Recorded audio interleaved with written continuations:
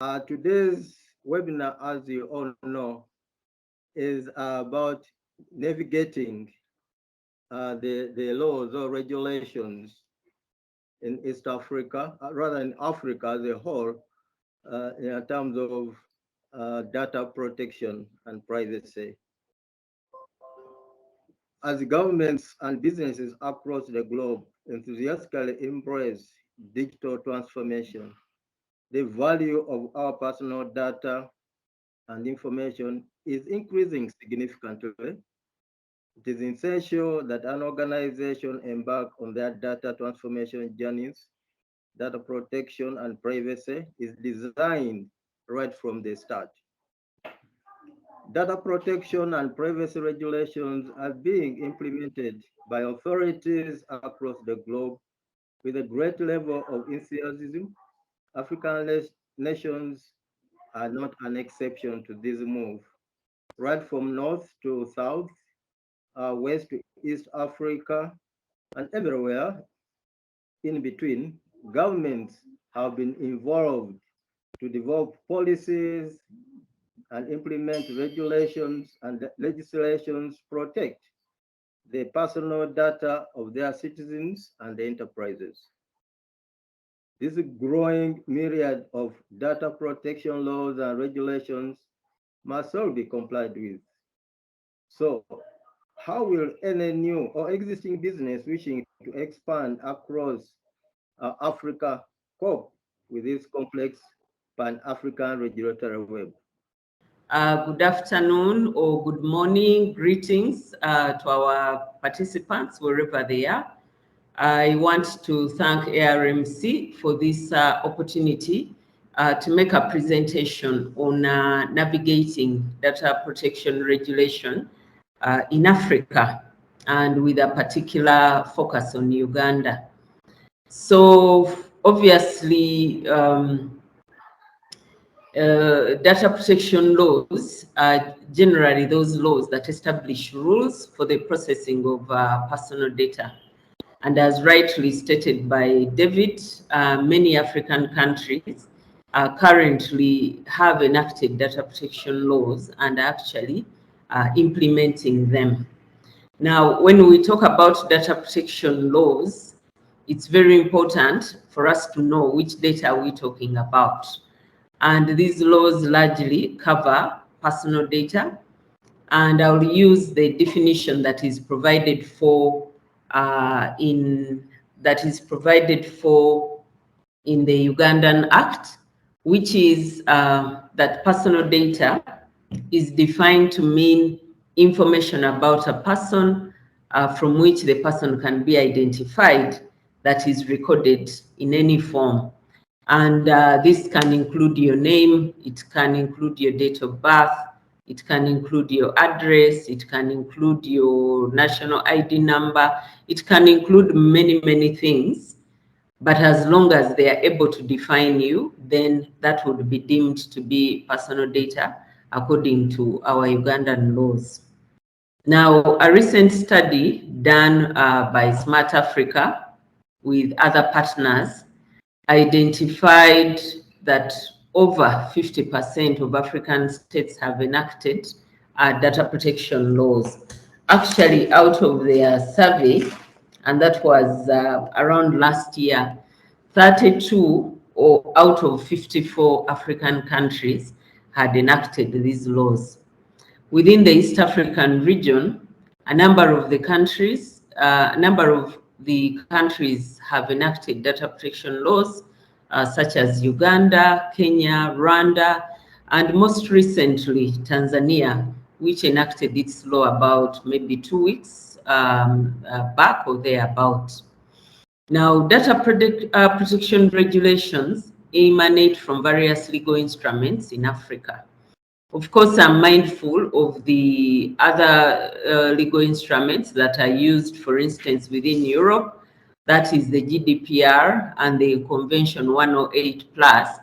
But because for this webinar, we are focused on Africa, I decided to just talk about those that are on the African continent. We have AU instruments such as the Malabo Convention, and of course the Data Policy Framework, which has just been passed or published in July this year. The Malabo Convention is very elaborate on what is required of member states when they are putting in place data protection and privacy laws.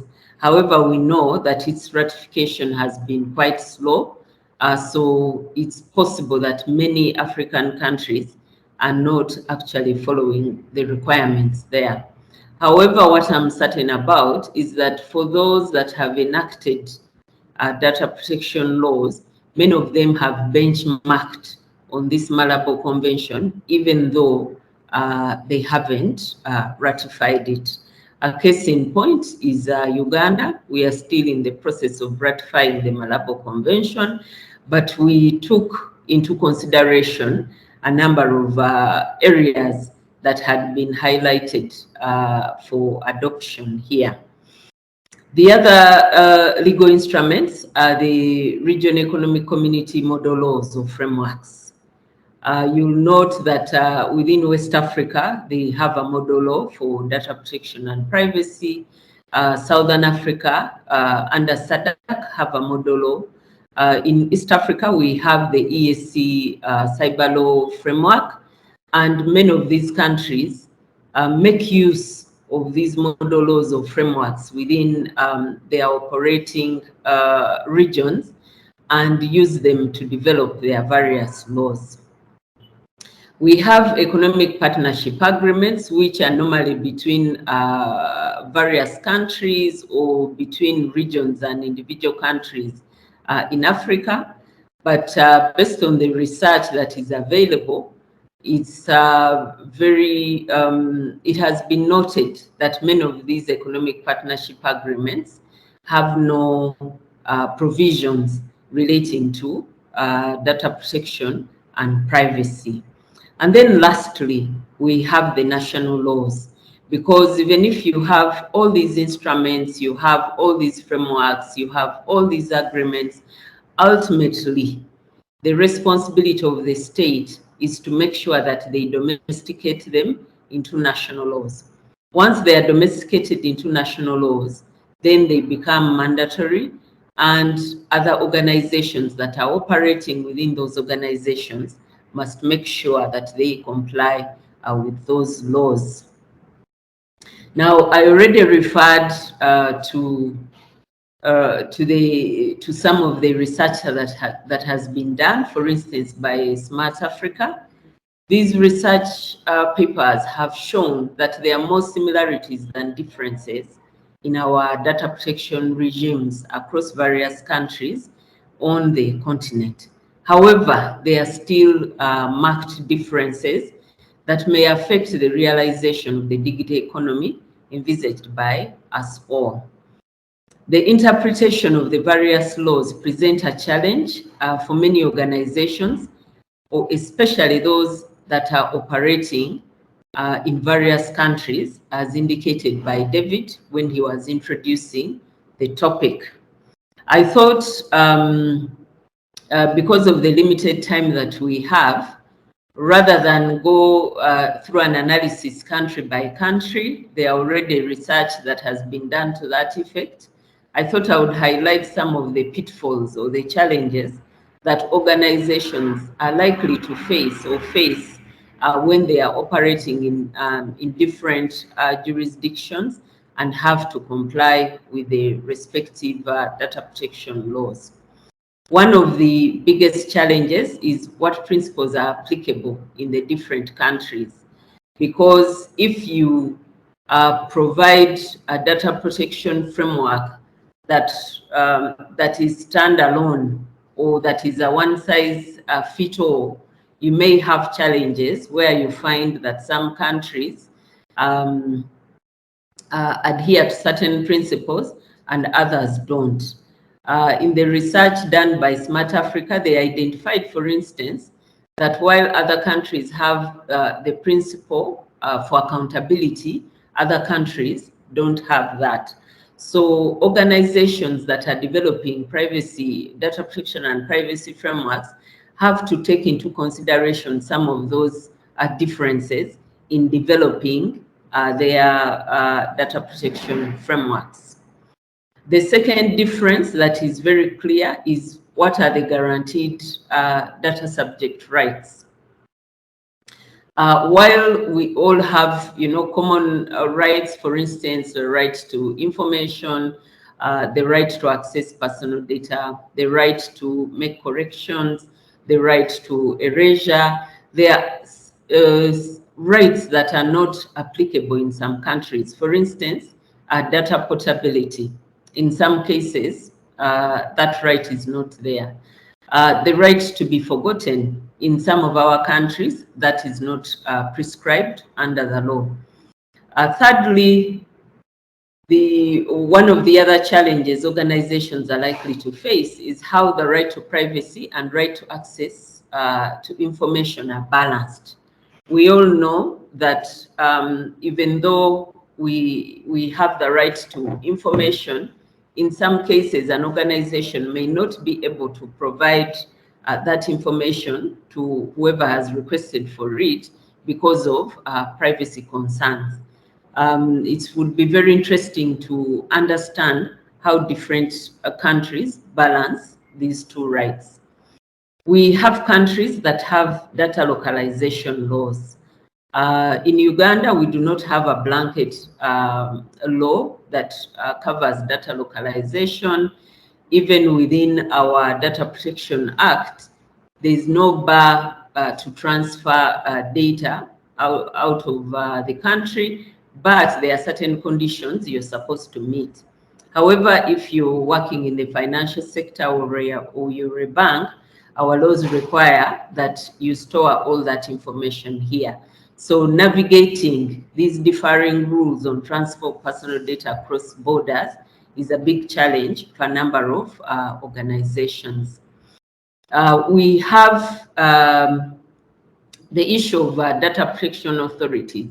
Do we all have a place or a regulator where an organization can go in the case of if they, for instance, want guidance, or if they want certain approvals? Is it clear where you get these approvals? In many cases, that is not the case.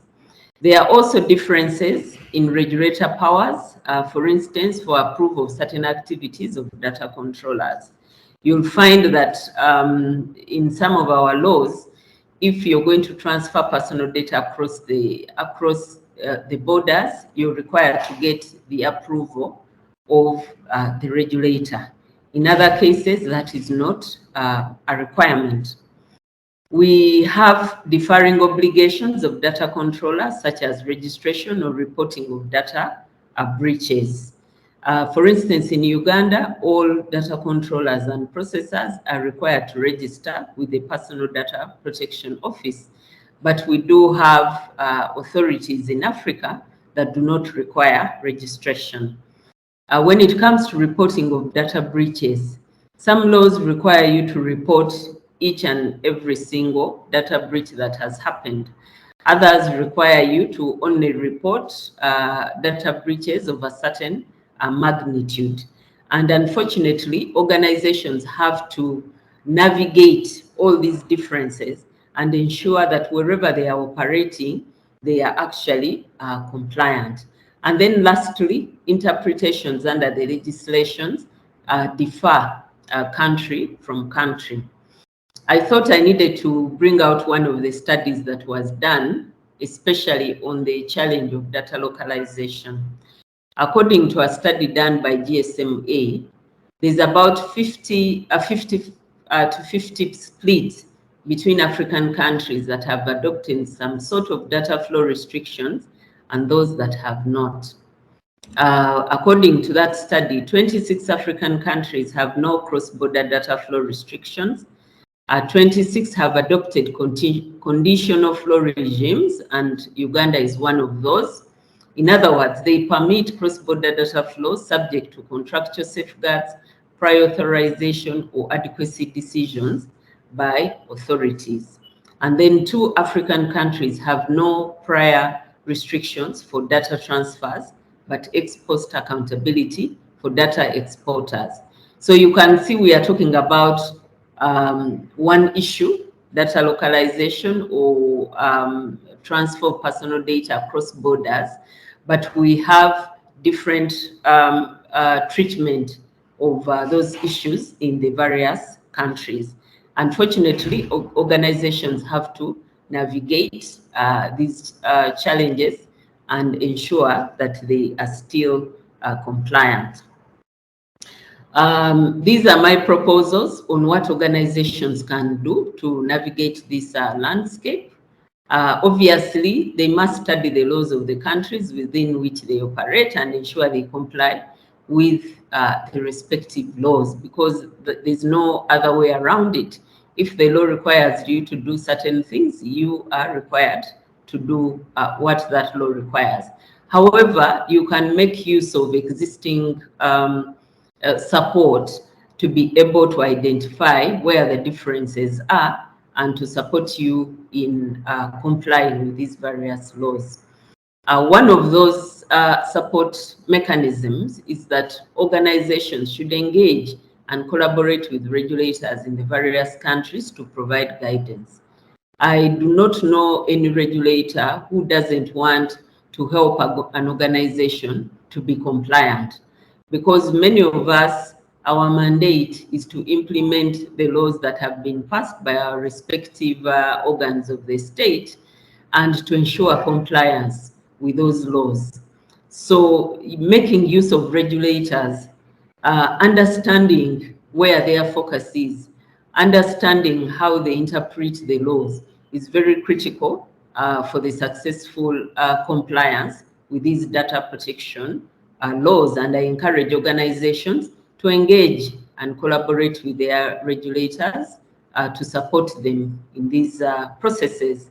In many cases, because regulators are government organizations, you'll actually get most of this information free of charge. 3, I would recommend that organizations implement the best privacy regime in their organizations. Do not cherry pick, because that is all the law requires of you. For instance, if you're in a country that maybe only has 4 principles, but you know that when you operate in Uganda, it requires 7 principles, there's nothing that stops you implementing the full 7 principles, because all our laws are geared towards the protection of the individual, ensuring the privacy of the data subject. So if you cherry pick, it means then that every time you go into a different country, you'll then have to develop new products or new policies instead of just tweaking to address a particular need. The other recommendation I would give is that it's important to appoint or designate a responsible party for data protection within the organization, because this helps you to keep track of what's happening. This helps you to train this individual so that they can support you. And they can support you within the country where they are resident and even outside of that particular country. Then, of course, the responsibility is not only with the organizations. The responsibility to harmonize some of the critical areas, like the interpretations, like issues to do with data localization, issues to do with the principles, is really heavily on the various states and even the support of the data protection authorities. It's important for us to know, now that Africa is embracing the digital economy, what should we see, or what should I expect to be seen as we move along? As I indicated in my previous slides, over 32 countries out of 54 have already enacted data protection and privacy laws. This means that many of us or more countries will enact data protection laws. I did talk about Tanzania, which within East Africa has just come on board. I expect that even the other countries, especially because we are all following the ESC cyber law framework, will be implementing these data protection laws. For the organizations, it's very important that we start embracing these laws, that we understand them, that we know if that law is not there in the country you're operating in now, just know that in a few years or even months, a law will be enacted. It would be good for that law to find you when you're ready, prepared. We expect increased requirements for compliance, obviously. We expect the harmonization of data protection laws across Africa because there's a lot of work going on at the AU level to ensure that we harmonize our laws and be able to have that single digital market that we all envisage. We expect increased awareness of data subject rights. And when we have data subjects aware of their rights, it means there will be pressure on the organizations to comply. Increased compliance by data controllers and processors, because many of us have been doing a lot of stakeholder consultations. This year alone, I've attended so many data protection summits focused particularly on Africa. And then, of course, we expect creation of forums for data protection regulators to converge or strengthen their existing forums. And then, of course, with the advent of the AU data policy framework, we expect a more equitable use of data on the continent. So in a few minutes, because I have very limited time, I'll talk about the developments in Uganda, if you allow. So Uganda passed its Data Protection and Privacy Act in 2019, and in 2021, it also gazetted the regulations that enabled the operationalization of this act. As part of the requirements of the Data Protection and Privacy Act, the Personal Data Protection Office, which I currently head, was set up. Its mandate includes overseeing the implementation and enforcement of the Act, monitoring, investigating, and reporting on the observance of the right to privacy and of personal data, formulating and overseeing programs intended to raise awareness, receiving and investigating complaints, and many other requirements. In Uganda, we have 7 principles, and these 7 principles are common across Africa and also Europe. 1 is accountability. 2 is whatever you collect, you must do so fair and lawfully. The 3rd one is that you only collect, process, or hold relevant and not excessive or unnecessary data. The 4th one is that you retain personal data for the period authorized by the law or for which the data is required. 5 is that you must ensure the quality of information collected, processed, used, or held. 6 is that you must ensure transparency and participation of the data subject in the collection, processing, use, and holding of the personal data. And lastly, whatever you collect, you must secure it. So our 7th principle is that you must observe, you must ensure the security of personal data to prevent abuse, loss, and other risks. Because of time, I don't have the opportunity to elaborate what we as regulators expect from organizations to ensure compliance with these principles. But we, as an office, we have a lot of information on our web portal that provides guidance to organizations on what our expectations are. Under our Act, we have a number of data subject rights, the right to access personal information, the right to prevent processing of personal data that is likely to cause damage or distress to the data subject, the right to prevent processing of personal data for direct marketing, However, under our law, a data subject can enter into a contract with an organization where they use their information for pecuniary benefit. The other right is the right to correct inaccurate personal data, the right to information, because that feeds into the principle of transparency, the right to erasure, and other rights. There's someone who needs to mute their microphone. There's a lot of feedback I'm getting. Okay, thank you very much. We have a number of offenses under our Act. For instance, the failure to register with the office is an offense. In Uganda, the sale of personal data is an offense. Unlawful destruction, deletion, concealment, or alteration of personal data is an offense. Unlawful obtaining or disclosing of personal data is an offense. Failure to comply with a notice issued by the office. Giving false information in support of an application for registration. Processing of personal data without consent, depending on the circumstances. I think I need to clarify this. There are instances where you must get the consent of the data subject. However, we do have exceptions under the law where, for instance, you're processing that personal data as a requirement of a particular law, or where you've entered into a contract with a data subject, then you would not be in breach of the law. Of course, there are various consequences for non-compliance.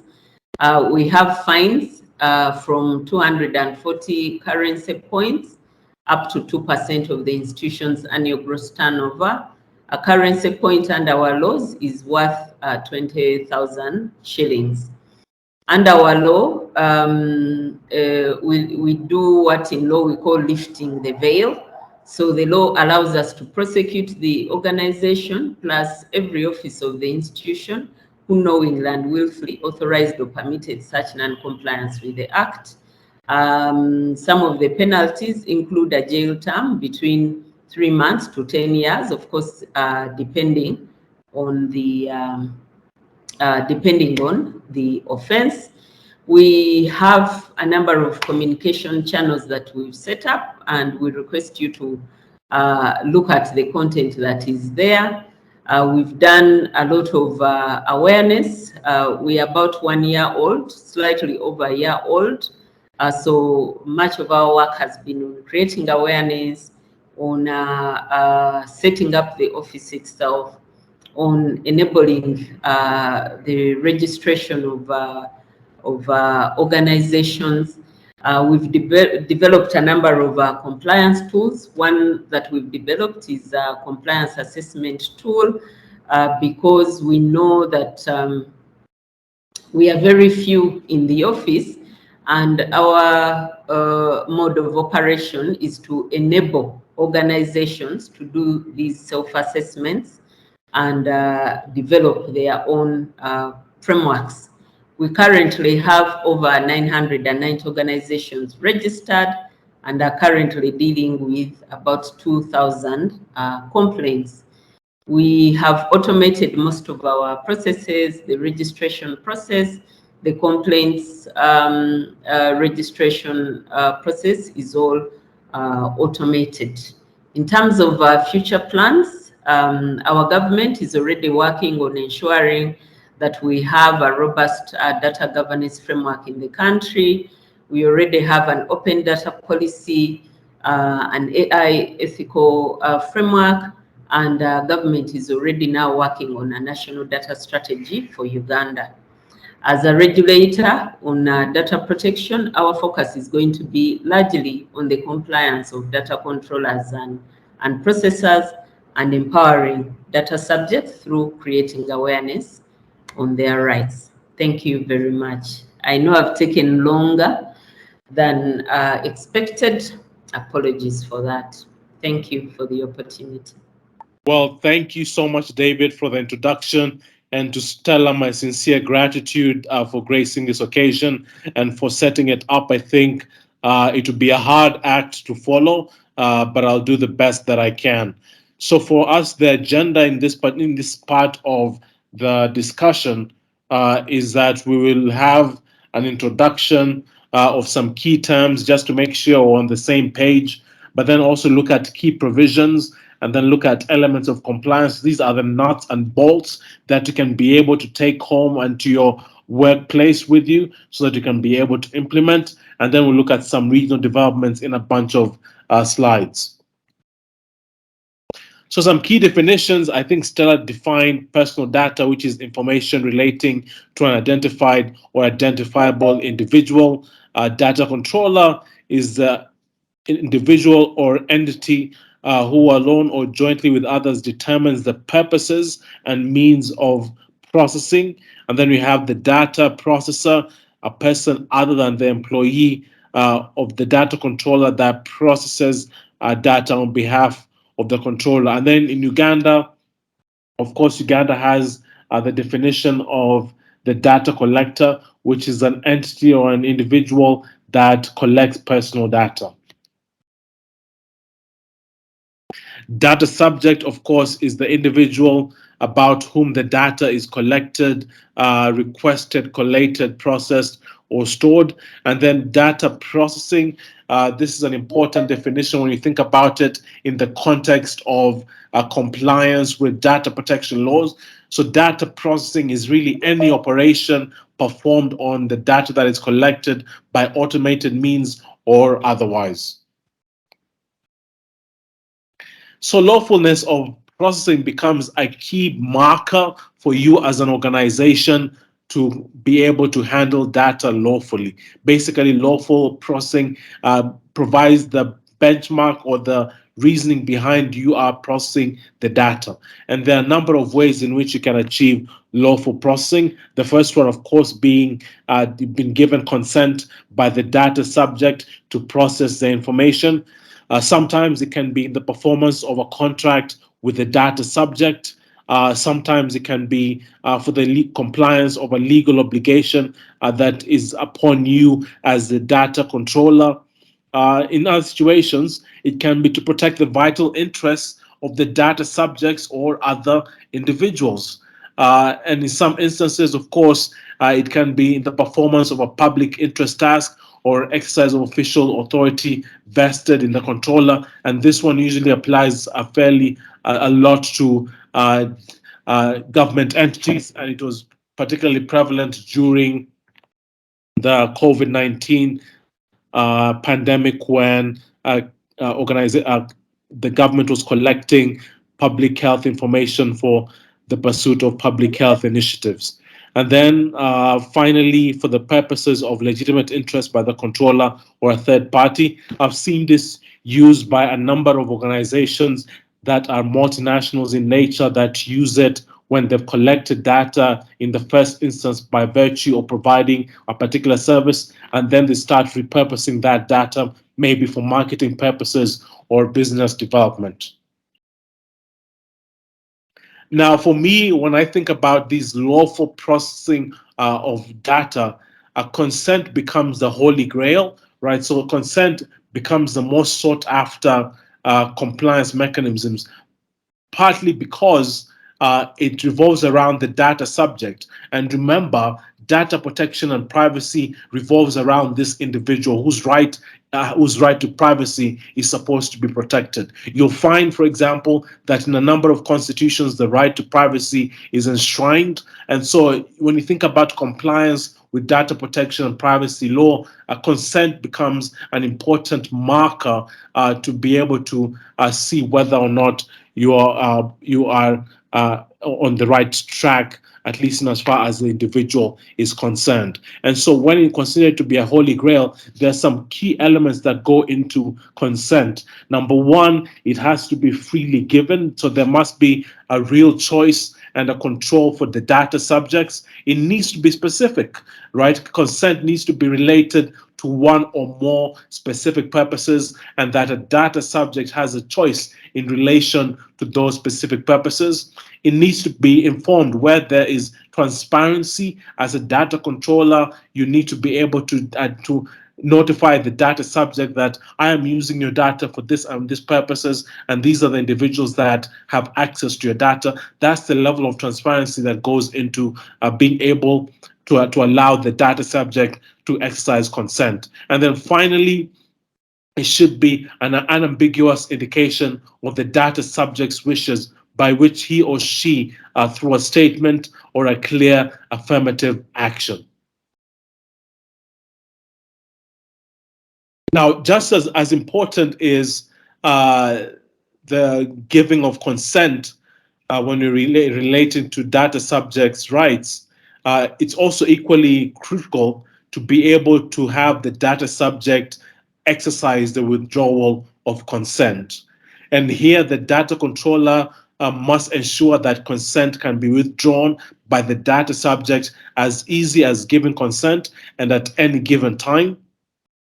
The data subject should be able to withdraw consent without detriment or penalty. So it should be, for example, free of charge, and that they should not perhaps lose some level of service in using your product or service. And then, of course, the easy withdrawal of consent is a necessary aspect of valid consent. What this essentially means is that withdrawal of consent should be if the withdrawal of consent does not meet the consent threshold, then it does not actually comply with the consent giving. Another key set of provisions are around sensitive data, also known as special categories of data. And this is data whose processing is generally prohibited. And so this includes racial origin, ethnic origin, political opinion, religious beliefs, philosophical beliefs, trade union membership, genetic data, biometric data, health data, sex life or sexual orientation. In the case of different jurisdictions, as alluded to by Stella, you have different levels of data protection law mechanisms. So, for example, in the case of Kenya, where I am right now, they have information about a family like a spouse or children's data constituting sensitive data. So it varies from jurisdiction to jurisdiction, but generally these are the key markers of sensitive data. So as I said, processing of such data is generally prohibited, and there are usually stronger mechanisms of protection of that data because it's just by definition sensitive. In any case, you can be able to process the data if you have explicit consent from the data subject for a specified purpose. You might be processing that sensitive data, for example, for employment, social security, or social protection reasons. Sometimes you might be doing so to protect the vital interests of a data subject that is physically or legally incapable of consent. And of course, you can think about children's data in providing healthcare. It can be in situations of you being a foundation, an association, or a nonprofit. So political parties, for example, would perhaps fall under this, or religious institutions. Sometimes this sensitive data could be made manifestly public by the data subject, and as a result, you end up collecting that data. Sometimes it can be in the establishment, the exercise or defense of legal claims, and then sometimes it can be necessary for the substantial public interest or healthcare or public interest for public health. So when you think about compliance with data protection law and privacy law, there are a number of things that come into it. And one of them is around these privacy reviews. And we have basically two kinds of reviews. We have a legal review and we have a technical review. So a legal review basically seeks to address one major question. Does the new product or feature or enhancement adequately adhere to data protection law? And here you might be able to conduct a data protection impact assessment. You might be able to conduct a transfer impact assessment or a privacy risk assessment. A technical review, on the other hand, seeks to address this area of proper data management and hygiene, and overall user experience. So some of the questions that need to be addressed include: why do you need the data that you're collecting? What personal data is involved? And this is in order to know what controls need to be in place. How is the data being processed? How is the data collected? Is it the entity or a third party? And is it one time or a perpetual access to the data? Who has access to the data? Of course, as you can imagine, there needs to be need-only access to the data. Where is the data stored, and how long will the data be stored? Is the retention policy being followed? Do you have a retention policy in the first place? And then lastly, what security features are protecting the personal data? Now, Stella talked about this as a bit, and he talked about the fact that in different jurisdictions, you have different rights that are accorded to this data subject, right? This individual whose information we are processing. And that some that have been most commonly identified across jurisdictions in Africa include the right of access by the data subject, the right to rectification, the right to be forgotten, the right to restriction of processing, the right to data portability, which is an interesting requirement, the right to object to processing, and the right not to be subjected to automated decision making.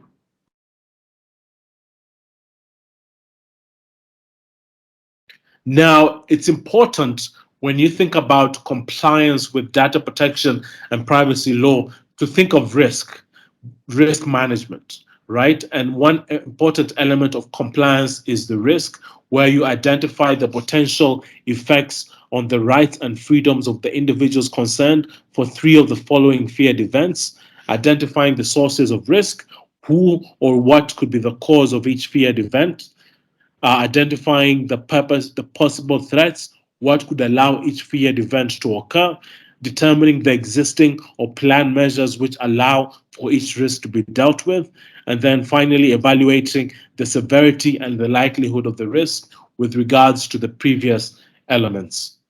And so this becomes sort of your go-to compliance mechanism, where you basically are able to determine the likelihood and the severity of the risk. And of course, you can be able to measure that using easy mechanisms like whether that likelihood is high, medium, or low likelihood, and then the severity is it's high, medium, or low. And but ultimately, though, you'll be looking at the context of processing of the data, the scope of processing, the purpose of processing, and the nature of the data that you are processing.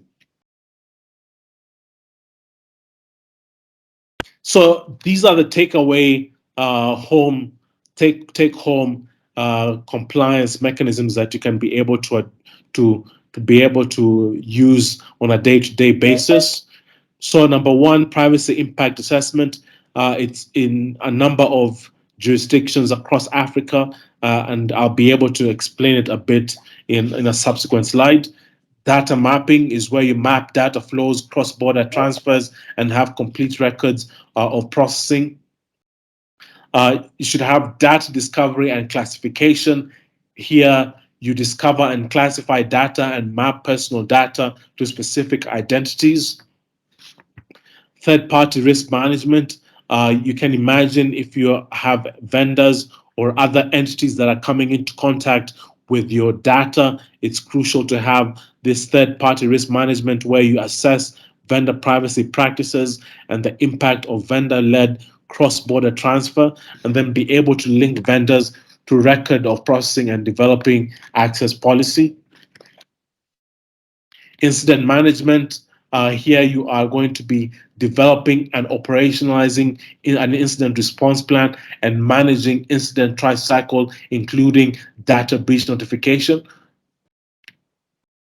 Data subject privacy rights. Remember, data protection and privacy is about the individual and that individual being able to exercise their certain rights. And we went through those rights. So being able to generate workflows from intake to fulfillment, right? So from when the data subject reaches out and say, I want to be able to exercise my right to be forgotten, and then including data discovery, deleting, and updating the data.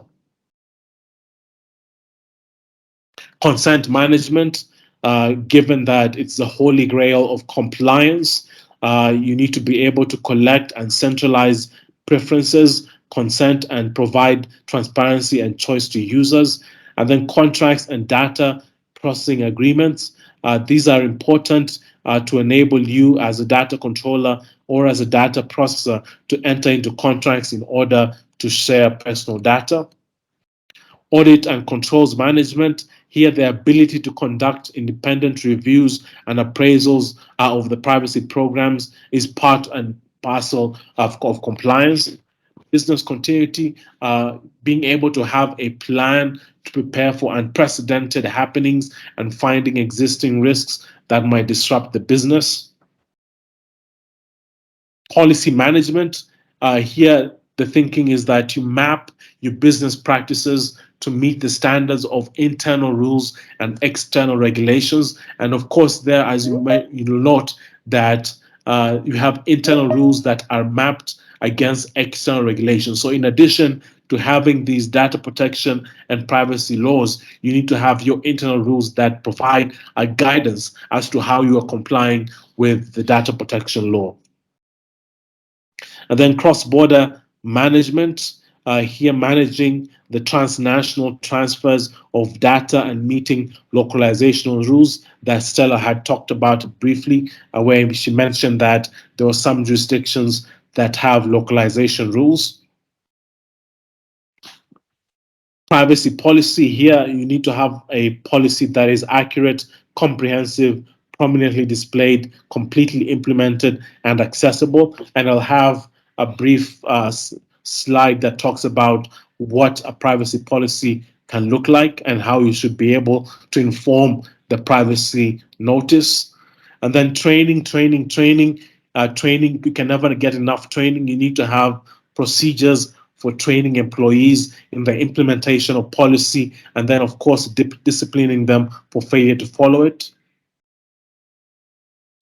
So, one area of compliance that is in some jurisdictions, certainly not all, is the provision to have a data protection officer. And in some jurisdictions, they might say you may have, giving a bit of wiggle room whether you could have a data protection officer or not.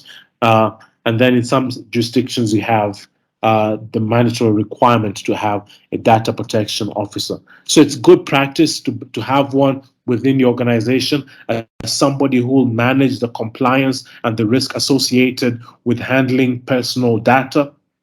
In addition, the DPO has the responsibility to liaise with the Data Protection Authority and serve as a representative of the organization with data protection authorities. I talked about the data protection impact assessment, and it's generally required when the processing is likely to result in a high risk to the rights and freedoms of natural persons. And so the DPIA is an important element of compliance, and it's usually called for in a majority of the jurisdictions that have a data protection or privacy law. And essentially, you need to be able to have it in situations where there is an evaluation or scoring, including profiling or predicting, in situations where there's automated making with a legal or similar effect, in situations where there's systematic profiling or sensitive data or data of a highly personal nature is being processed. It can be in situations where data is processed on a large scale, or it entails matching or combining data sets or data concerning vulnerable data subjects. And in other situations, it could be relating to the innovative use or applying new technologies or organizational solutions, or processing itself prevents the data subject from exercising a right or using a service or a contract.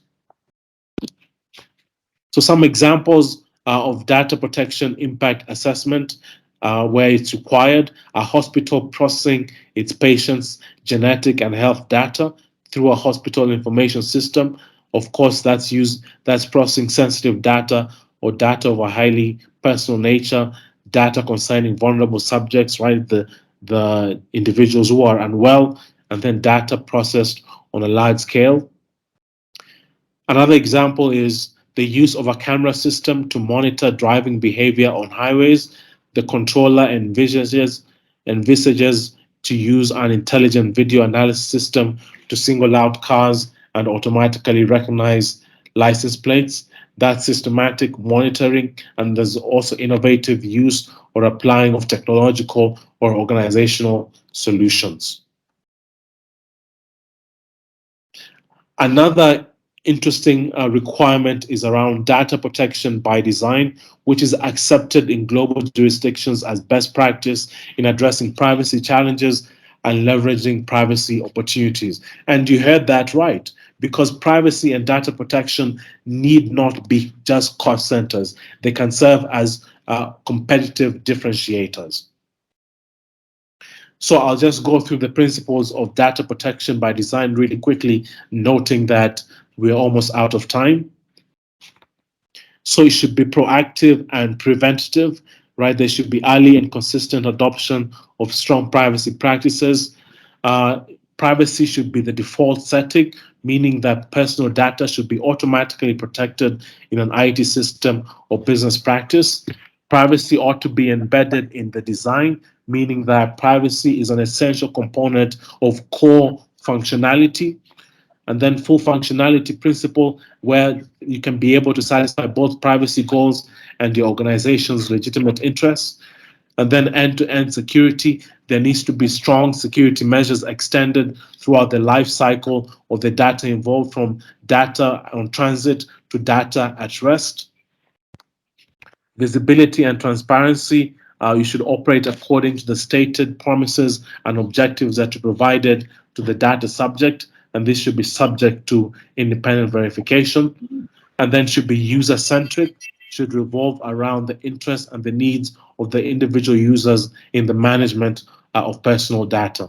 So I'll skip through the implementing, and I'll be happy to share these slides. I just wanted to give you an update on the African Union work that we are doing with the Malabo Convention that Stella made reference to.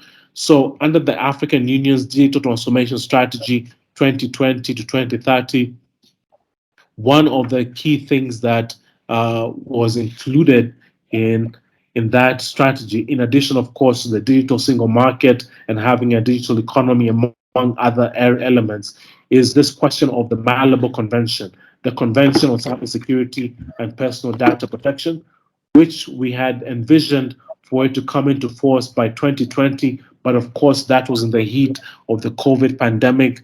And so governments were preoccupied with public health matters. But as we speak, we have a high-level implementation plan of the digital transformation strategy that envisions the convention coming into force by 2023. And it seems like we might be able to hit the target this time around, because we have 14 countries in Africa that have ratified the convention, and we just need one more ratification in order for the convention to come into force. So the Gambia was the most recent country to have ratified the convention. And then just to give you a sense of some of the changes or amendments that the convention was subjected to, we looked at the definitions, and we made sure that they were coherent and consistent throughout the document. We provided for special protections for children and minors. We also looked at data protection by design. We looked at a Council of Data Protection Authorities. We had a risk-based approach mechanism in there. We had data protection impact assessment, a joint cyber unit, and other article amendments.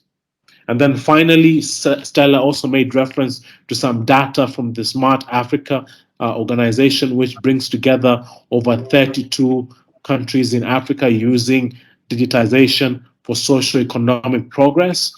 An interesting development that happened this year is that they signed an MOU with a network of data protection authorities, of African data protection authorities, in an effort to harmonize the enforcement of data protection law across Africa.